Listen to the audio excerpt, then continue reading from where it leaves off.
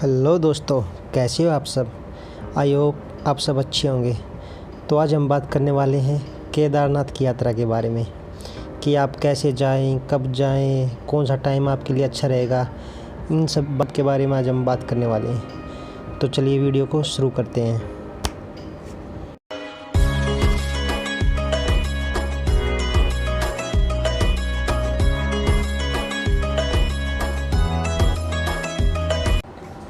अगर आप केदारनाथ का टूर प्लान कर रहे हैं तो सबसे पहले बात आती है कि आप वहाँ कैसे जाएं। अगर आप दिल्ली से हैं, हरियाणा से हैं या किसी भी अदर स्टेट से हैं, अगर आपके पास अपनी पर्सनल कार है तो आप सोनप्रयाग तक जा सकते हैं। अगर आप ट्रेन से आ रहे हैं तो आप हरिद्वार तक आ सकते हैं, देहरादून तक और ऋषिकेश तक। और अगर आप फ्लाइट से आ रहे हैं तो भी आप देहरादून तक आ सकते हैं। सबसे अच्छा सफ़र आपके लिए ट्रेन का रहेगा क्योंकि वो आपको बहुत सस्ता भी पड़ेगा।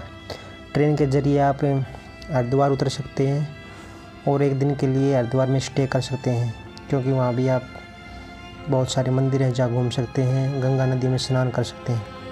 इसके बाद आपको सोनप्रयाग जाना होगा। सोनप्रयाग जाने के दो ऑप्शन हैं, या तो आपके पास अपनी प्राइवेट कार हो या फिर आप बस से जा सकते हैं। बस की सर्विस आपको हरिद्वार से भी मिल जाएगी और आप ऋषिकेश से भी बस ले सकते हैं। हरिद्वार से सोनप्रयाग 230 किलोमीटर है और ऋषिकेश से सोनप्रयाग 210 किलोमीटर है। बस मिलने की जो टाइमिंग रहती है वो समथिंग सुबह 5 बजे से 8 बजे तक आपको आसानी से बस मिल सकती है। अगर आप ऑफलाइन बस करते हैं, वहाँ पे जाके बस की टिकट खरीदते हैं तो आपको 300-350 रुपये समथिंग उसका किराया पड़ने वाला है एक पर्सन का। और अगर आपने ऑनलाइन बुकिंग की हुई है तो उसका चार्ज 500 रुपये तक होगा। और सोनप्रयाग तक कोई भी स्लीपर बस नहीं चलती क्योंकि यह सारा पहाड़ी एरिया का सफ़र है, तो एक्सीडेंट होने की संभावना रहती है। इस वजह से वहाँ पे कोई भी स्लीपर बस नहीं चलती है। बस से जाने में आपको समथिंग 8 से 9 घंटे का सफ़र तय करना होगा। आप पर्सनल कार से भी जा सकते हैं। सोनप्रयाग में बहुत बड़ी कार पार्किंग है जहाँ पे आप अपनी कार पार्क कर सकते हैं। उसका 24 घंटे का चार्ज होगा समथिंग 50 से 100 रुपये के बीच में। केदारनाथ मंदिर के कपाट अप्रैल मई में अक्षय तृतीया के दिन खुलते हैं और अक्टूबर नवंबर में कार्तिक पूर्णिमा को बंद हो जाते हैं। सबसे बेस्ट सीज़न जाने का जो अगर आप प्लान कर रहे हैं तो सितंबर अक्टूबर का महीना होता है। उस टाइम वहाँ पे हल्की हल्की बर्फ़बारी भी शुरू हो जाती है। अगर आप मई जून में जा रहे हैं तो वहाँ बहुत भीड़ मिलेगी और हर चीज़ के लिए डबल मिलने वाले हैं। और जुलाई अगस्त में मेरी आपसे रिक्वेस्ट है कि आप अपना टूर प्लान ना करें क्योंकि वहाँ पे बहुत बारिश होती है जिसे आप अच्छे से दर्शन भी नहीं कर पाएंगे और आपका एक्सपीरियंस भी बहुत बुरा होने वाला है।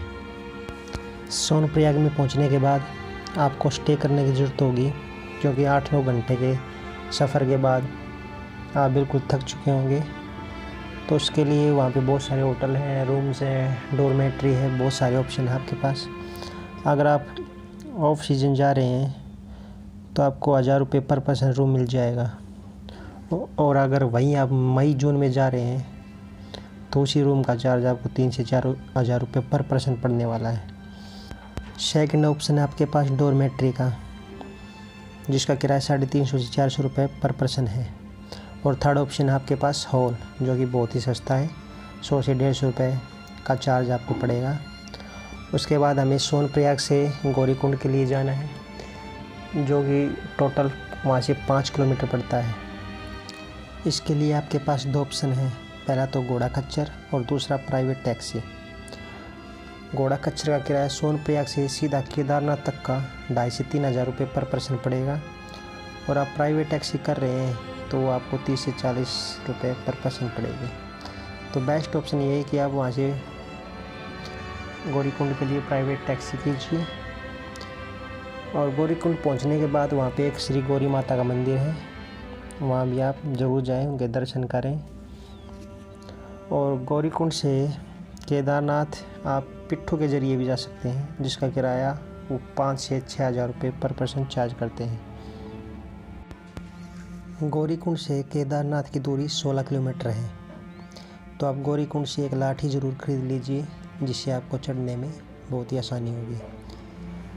अगर आपको पैदल यात्रा नहीं करनी है, हेलीकॉप्टर से जाना है, तो आप सोनप्रयाग से 15 किलोमीटर पहले ही रुक सकते हैं। वहाँ पे फाटा है।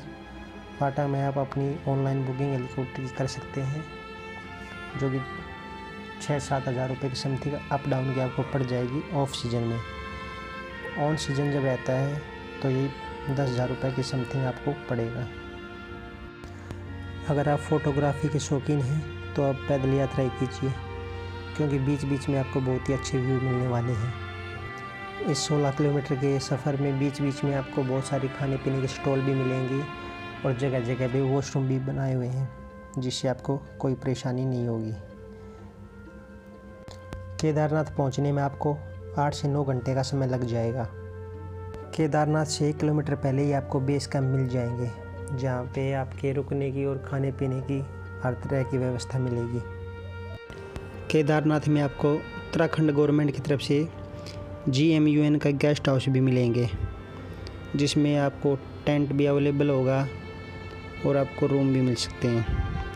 टेंट का किराया आपको 300 रुपये तक पड़ेगा पर पर्सन, और हट हाउस में आपको 1000 रुपये पर पर्सन तक चार्ज लगेगा। वहाँ पे आपके खाने की भी अच्छी व्यवस्था है। वहाँ पे आप GMUN का ही अन्नपूर्णा रेस्टोरेंट है, जहाँ पे आपको 200 रुपये थाली पड़ेगी, जिससे आपका आसानी से पेट भर सकता है। अगर आप मई और जून महीने में गए हुए हैं तो आपको दर्शन करने में 3 से 4 घंटे का समय लगेगा, और वही आप सितंबर अक्टूबर में गए हुए हैं तो आपके दर्शन करने में 1 से 2 घंटे का समय लगेगा। केदारनाथ मंदिर में आरती सुबह 6 बजे और शाम को भी 6 बजे होती है। शाम को आरती के बाद वहाँ भीड़ बहुत होती है, जिससे आपको दूर से ही दर्शन करने पड़ेंगे। अगर आपको अच्छे से ज्योतिर्लिंग के दर्शन करने हैं तो आपको सुबह जल्दी उठ के सुबह की आरती लेने के बाद आप मंदिर के ज्योतिर्लिंग के अच्छे से दर्शन कर सकते हैं। भगवान के दर्शन करने के बाद अब हम बात करेंगे कि और वहाँ कहाँ हम जा सकते हैं। तो इसके बाद वहाँ पे हम भैरव मंदिर जा सकते हैं, जो वहाँ से 700-800 मीटर की दूरी पर है।